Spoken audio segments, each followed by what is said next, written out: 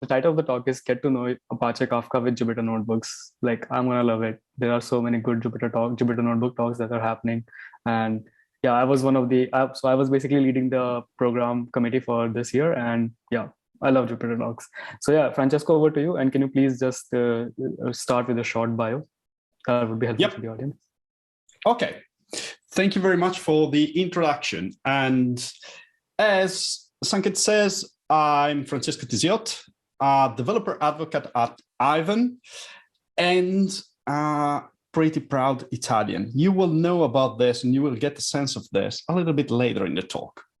I'm really happy here today to share, together with my company, Ivan, how you can start your journey into Apache Kafka with Jupyter Notebooks. Just a mention about Ivan, we do open source data platforms as managed services on top of the cloud of your choice, and we will see a little bit of it later. But back to the main topic.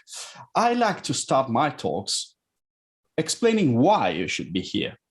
And let's start with why Jupyter Notebooks. Why are those interesting? Well, if you want to learn something new, usually you find all the resources in different ways. You find documentation somewhere, piece of code somewhere else, the images or the content in another piece, and you have to juggle between different places.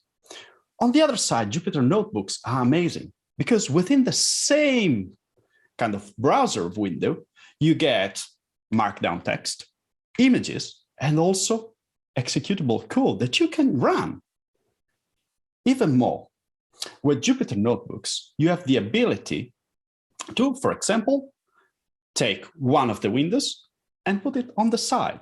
So if you have application that requires you to check a couple of things at the same time, well, you can do that easily, still staying in just one screen. Okay, I believe now I sold you about the Jupyter Notebooks part of the talk. Let's talk about Apache Kafka. Why should you care about Apache Kafka? Well, you know, we are here at PyData, and I mean, you will be in kind of a couple of positions. Either you just invented a new idea and you are coding that in the new shiny app that you just created, or you somehow inherited an old app and you have to maybe support it, maybe evolve it, or maybe take it to the new world. No matter if the app is new or old, I actually never saw an application working in complete isolation. You have components within this app that needs to talk with each other, or you are exposing this app out to the world and you will have this app talking with another application. Let me tell you a secret. Kafka, it's a tool that makes this communication easy, fast, and reliable. So in order to understand why we need to go to Kafka, let's understand also what we did in the past. In the past, if we had an application, most of the times this application was writing data, reading data from a backend database. However, this kind of write and read wasn't performed for each record. The application was batching a group of records and pushing them in the database, or reading the records from the database in batches. This meant that there was a consistent delay from when the information was generated in the application and when it was landing in the database, or when the information was available in the database and when it was landing in the application. Now we live in a fast world where we don't have the luxury of this kind of waiting time. We need to build event-driven applications, which are events that as soon as an event is generated in the real life, they will want to know about it, start parsing it, and probably taking the output of their parsing and push it to another application, which will be another event-driven application, creating a chain of those. So we need to create those kind of applications, but really, what is an event? And I believe you all know what an event is. We have been knowing events since a long time. And for example, we have been knowing events as notification. Someone sends us a message, we receive a notification. We make a payment with our credit card, we receive a notification. Someone else steals our credit card and makes a payment. We need to receive a notification immediately. We cannot wait 2 hours. We want to receive immediately. And we ourselves act as an event-driven application in order to go and block the credit card. Going into the mobile world, in this time of pandemic, we all have been using mobile phones in order to create a food order, to order some food. So by the time that we open the phone, we select the restaurant, we select which pizzas we want, we are creating a chain of events. And once we create the order, the pizzeria will act as an event-driven application and create the pizza. And at a certain point, we will receive the notification that the pizza is ready. Whoo! Big win. So why event-driven is necessary? It's necessary because in this fast world, the value of an information sometimes is strictly related to the time that it takes to be delivered. If we think, for example, the example of the position of the delivery person taking our pizza to us, we can accept a delay between when the position is taken from the delivery person to the time that it goes into our mobile of 10 seconds. If the delay is 5 minutes, the position information is useless. So what is Kafka? Kafka, as I said, is something that makes this communication easy, reliable, and fast. The basic of Kafka is just a log where we write one event after the other. The log is an append-only immutable data structure. So that means that we can write one event after the other. And once we write event number 0 in the log, it's there. It's not like a record in a database that we can go there and change. If something changes the reality of the event number 0, for us, it will be a new event in the log. And of course, Kafka can handle multiple events of multiple logs of multiple event type. And in Kafka terms, those logs are called topic. So why Kafka makes this communication reliable? Because it's a distributed system. So when you create a Kafka instance, you're actually creating a cluster of nodes, which in Kafka terms are called brokers. Now, our log information is stored across the cluster, but not just one time. It's stored multiple times, following a configuration parameter called replication factor. In our example, we have 3 copies of the sharp edges log, and replication factor is 3. And 2 copies of the round edges log, replication factor of 2. Why do we do that? Well, because we know that computers are not entirely reliable. So we could lose a node, but still we are not going to lose any information. This makes Kafka highly available and fault tolerant. Now that we understood the beauty of Kafka, the basics of Kafka, it's time to understand what Kafka thinks that an event is. And Kafka has a pretty laid-back approach in order to define an event. For all that matters to Kafka, an event is just a key value pair.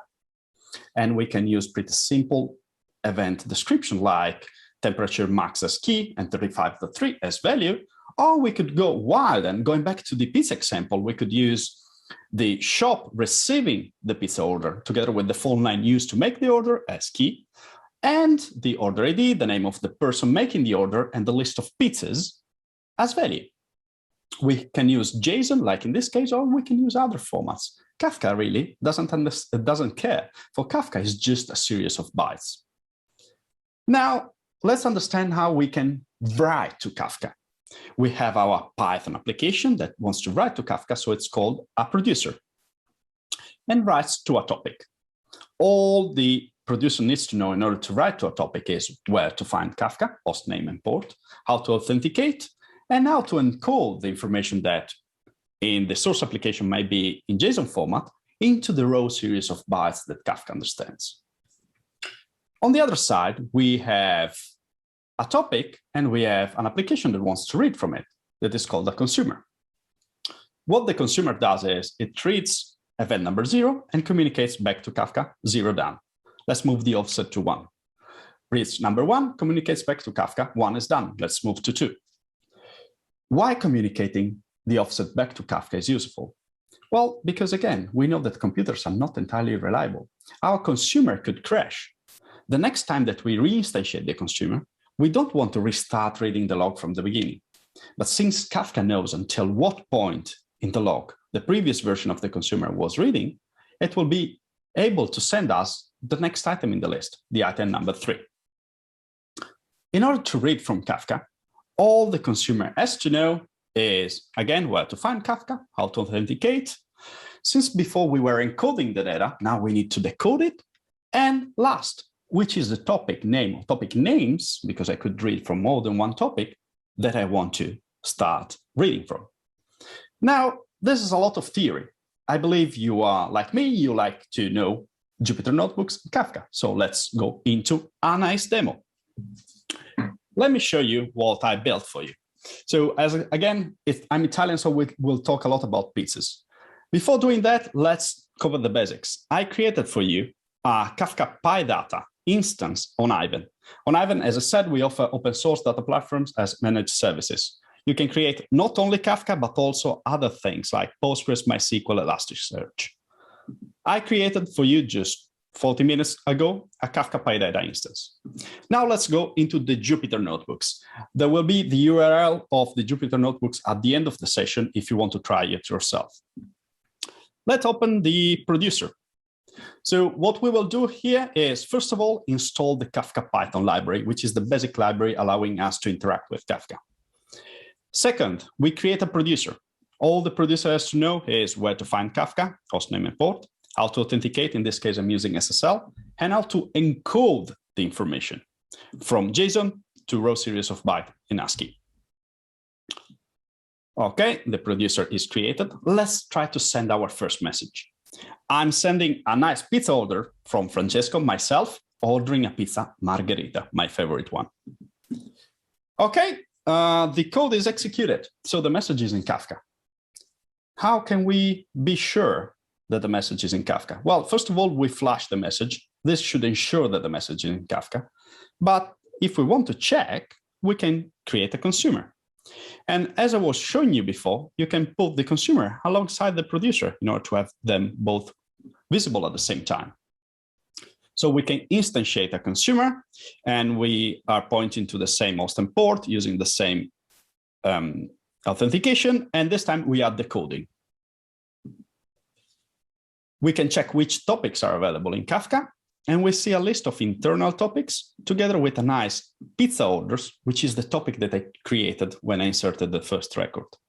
I can subscribe to it, and then I can start my consuming thread.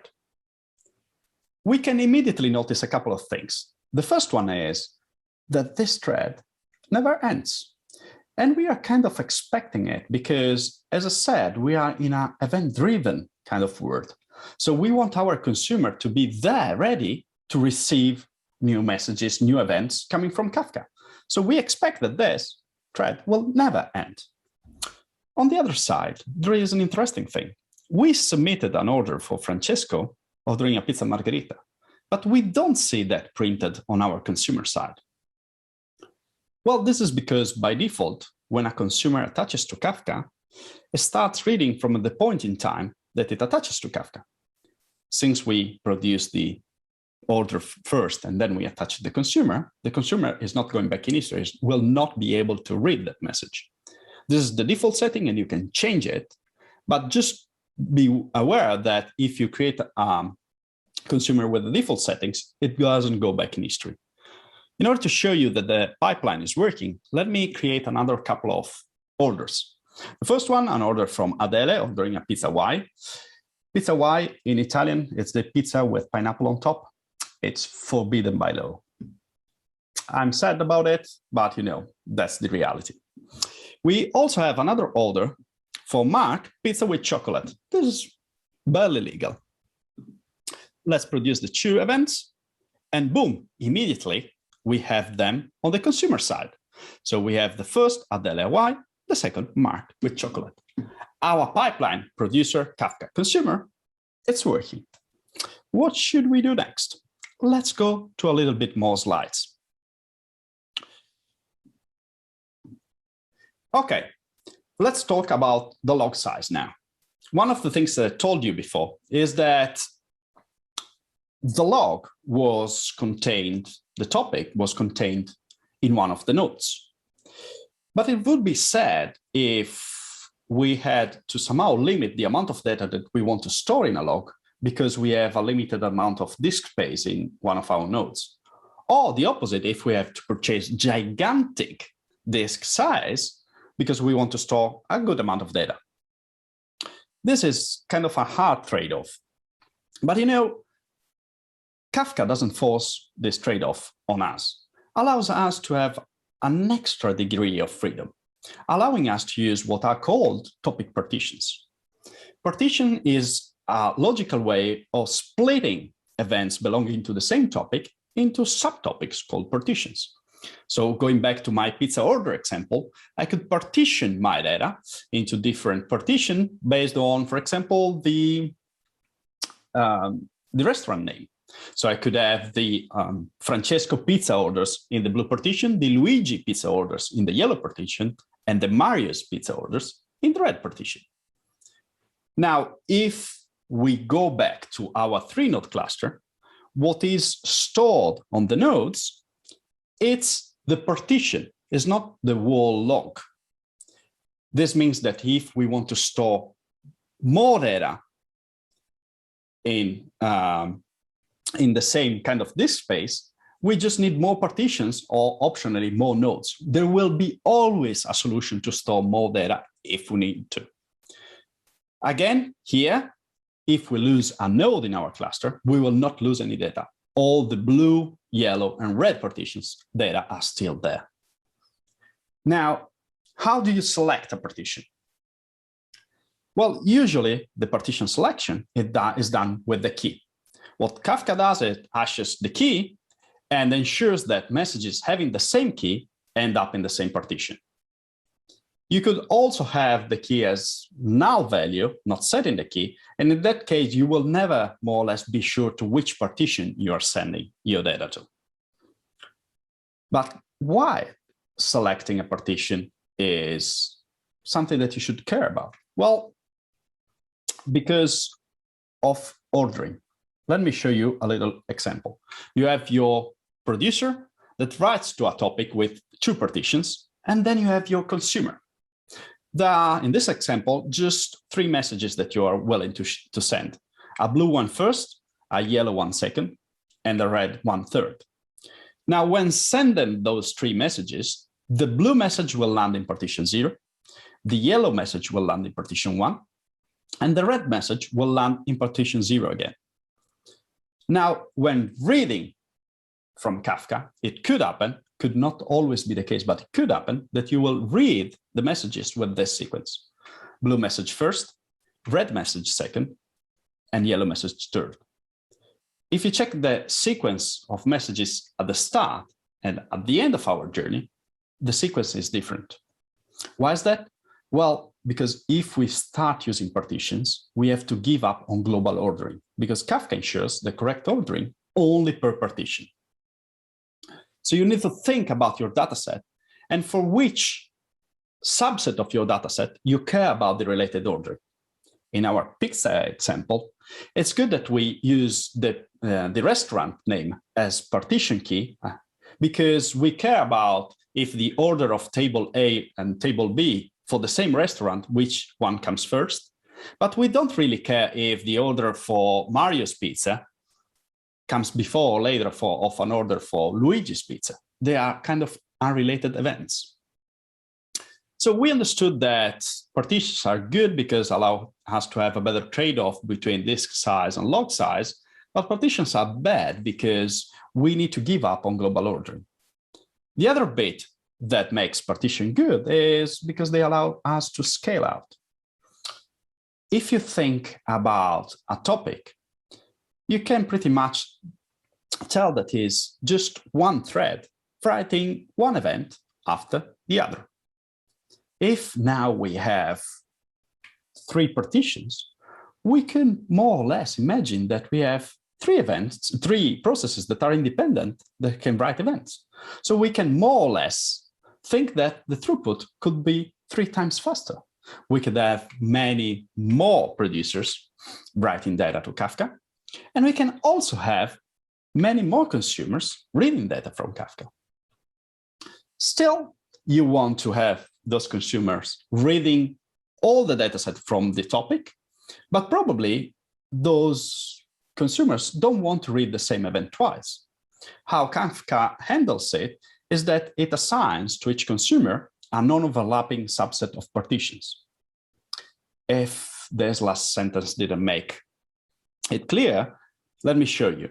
In these examples, we have 3 partitions and 2 consumer. What Kafka will do, it will assign the blue partition to consumer 1 and the yellow and red partition to consumer 2, ensuring that all the messages, no matter which partitions, are read by a consumer, and none of the message is read twice. After all this, again, theory, it's time to for a partitions demo. Let me go back to my notebooks. And what I will do here is I will create a new producer. I need a new producer. The settings are the same.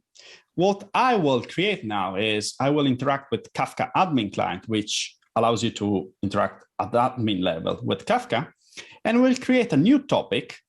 And the interesting bit is this one. I will create a new topic with 2 partitions. The topic is created. Now I'm going to send a couple of messages, but before sending them, let's create a couple of consumers. Let me create consumer 1, and I'm creating the consumer, and let me create also another consumer at the bottom. The code is exactly the same.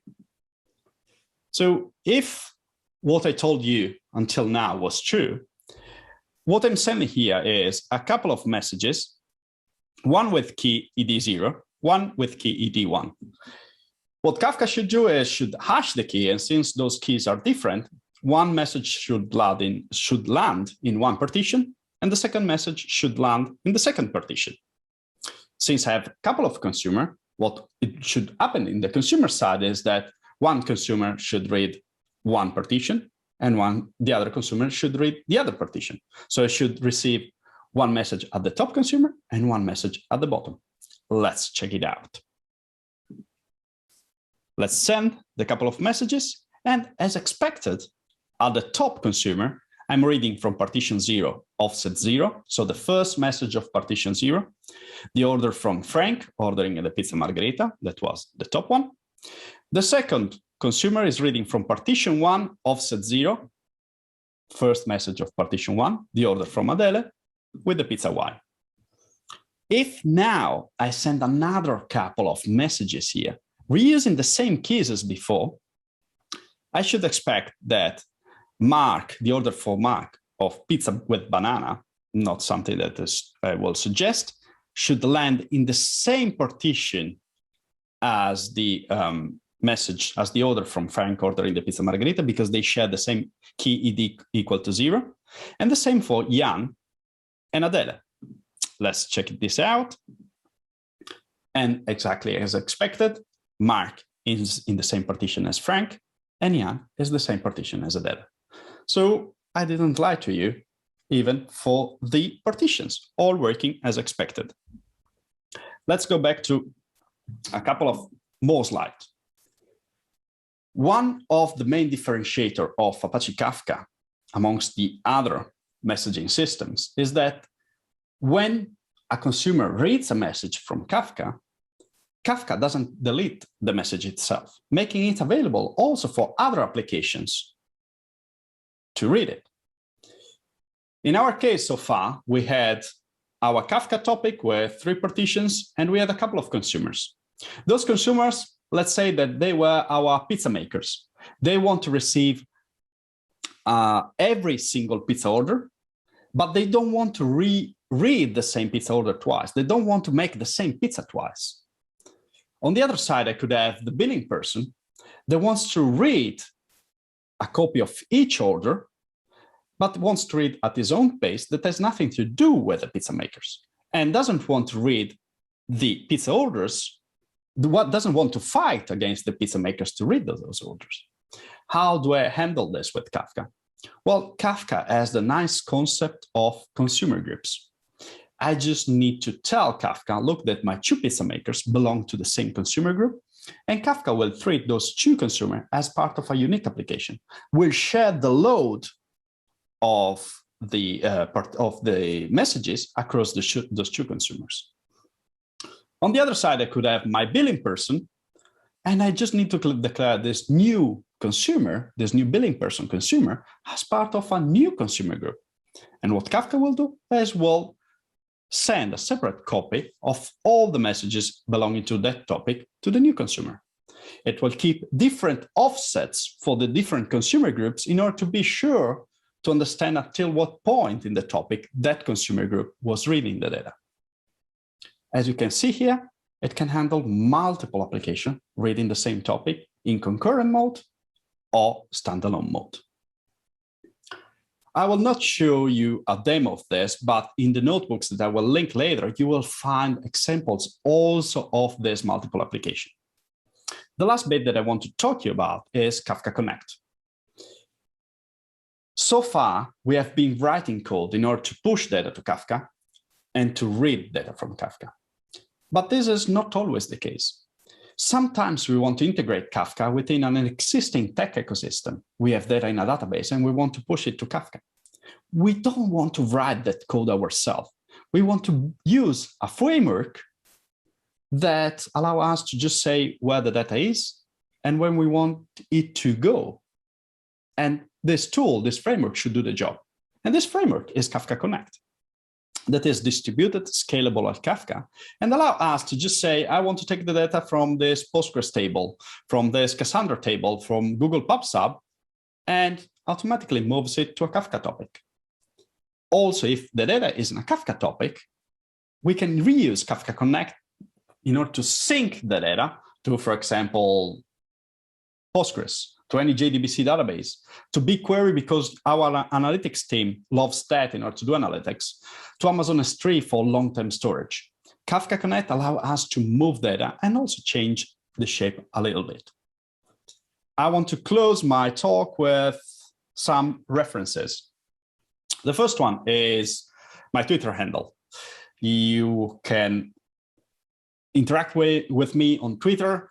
I'm always open for questions, for suggestions. If you like my Jupyter Notebooks example, please let me know. If you don't like them, please let me know so I can improve them. Second option, second link, sorry. This is the link for your notebooks, the notebooks that I've been showing you today, and a lot more that you can use to play with other things that are available in Kafka. Third link, if you want to start with Kafka, it's an amazing platform, but it's a streaming platform. In order to understand the beauty of Kafka, you need to have a streaming data source, a continuous flow of data. And it's not really simple to find such a source of data in our real world. I created a fake data producer for Kafka, and you can use it if you wish. You can create fake pizza orders, but also fake metrics, fake stock data, and even using the Yahoo Finance API, real stock information. The last bit is if you want to try Kafka, but you don't have Kafka, well, you could take some time to install and maintain it yourself, or you could use our services, Ivan.io. We provide it as managed services, and we have also a 30 days, $300 free trial that you can use in order to know our services. And please let us know what you think about it. I hope this session was useful for you and you took some interesting information out of it regarding, Python, Kafka, or even pizza. I'm here for all the questions that you may have. Thank you very much.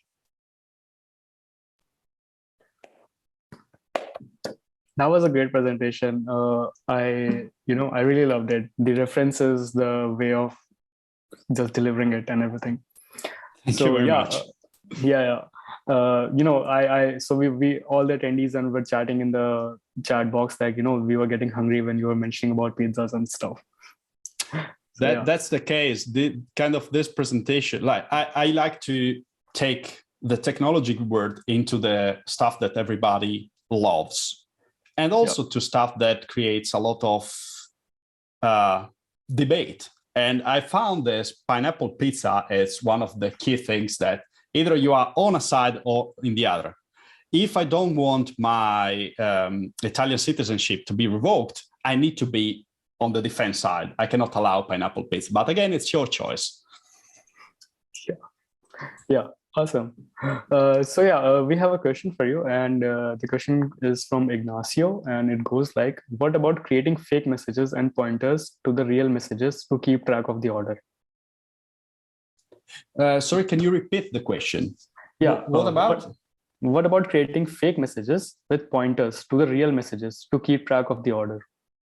So what you are, so one of the things about Kafka is that it's good, it's beautiful to submit data, but you cannot, for example, send entire files through Kafka because it's meant to have a small payload in the message itself.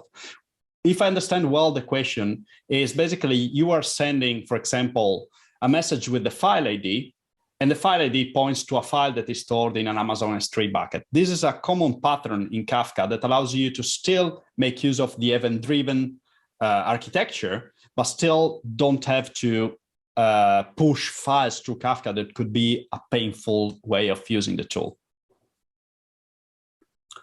So I got a message from Massimo that is asking, what if an order is canceled?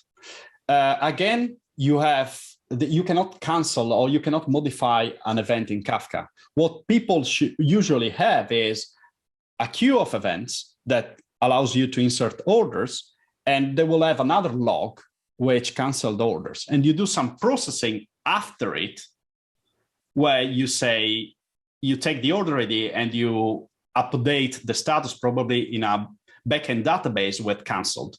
Still, Kafka, it's beautiful because it can also connect different technologies, can connect databases, can connect a file system with a reliable, scalable, and fast streaming mechanism.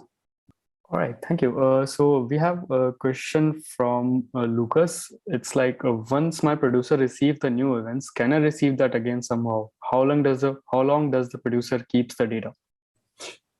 Okay, that's an interesting question, Lucas. First of all, the producer itself doesn't have to keep the data for any time. Once the data is sent to Kafka, it's Kafka that holds the data.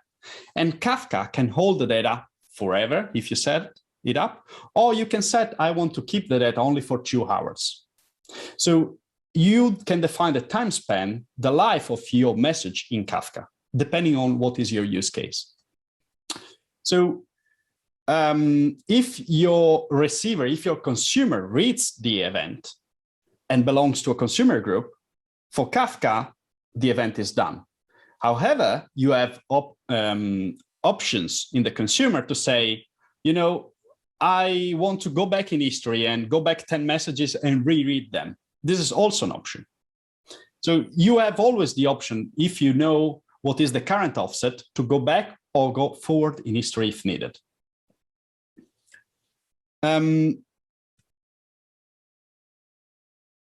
So the interesting question was from Gabriel, where does Kafka shine over other messaging queues? I would say for the fact that it doesn't delete messages, that allows multiple consumers to be there, read the same message multiple times. So this is a differentiator compared to, I believe, Rabbit and Q. And also the fact that nowadays Kafka is almost everywhere. It has been proven to work at huge scales with a lot of people. So I hope this answers your question, Gabriel. Then Adam, is there a way of maintaining time order of events from multiple producers? I have cars going, okay, so the out of order events is something that with streaming data, it's a little bit complex because, you know, you could have multiple producers, one producer close to where Kafka sits and the other producer in Australia, for example. And the message that was produced originally before in Australia arrives to Kafka later than the message that is produced closer to Kafka. So this kind of things happen in streaming. However, Kafka records the timestamp when it received the message, but you can send also the timestamp from when the message was produced. And in streaming world, you can do the parsing of the information based on the time that Kafka detects the event to arrive, or based on when the event was produced with the timestamp that the producer marked the event. So you always have the option to reorganize events based on the timestamp of when it was produced rather than the timestamp or the offset that is written in Kafka. So I think this is the end of the session because I have to jump to a panel. I have to moderate a panel. So I'm really sorry. All the questions you can take on the Slack. And thank you, Francesco, for coming today.